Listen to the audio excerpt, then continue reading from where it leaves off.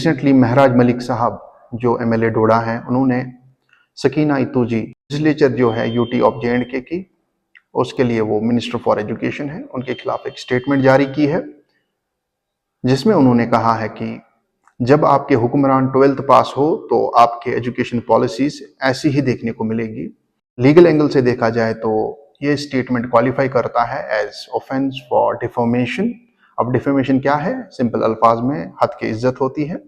Section 356 जो BNS का है, भारतीय न्याय संहिता 2023, वो डिफाइन करता है डिफेमेशन। अगर आप इंजरी करते हैं किसी की रेपुटेशन को, किसी की इज्जत को, तो वो स्टेटमेंट बन जाती है एज डिफेमेशन। यहाँ पे सकीना इतूजी जो है वो परस्यू कर सकती हैं this statement as a defamation. ज़्यादा से ज़्यादा जो इस ऑफेंस के लिए हमारे प्रावधान में पनिशमेंट है, that can be up to the maximum limit of 2 years।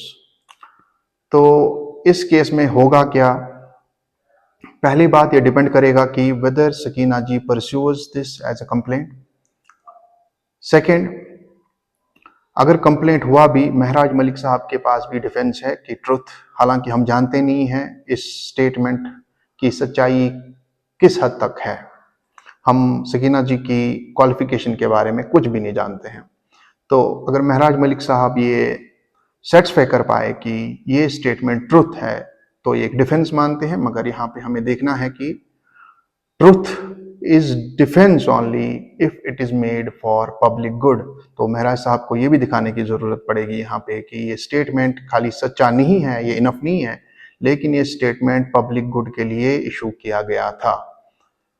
ये भी हकीकत है कि हमारे यहाँ जो क्रिमिनल जस्टिस सिस्टम है उसमें बहुत सारे लूप होल्स हैं।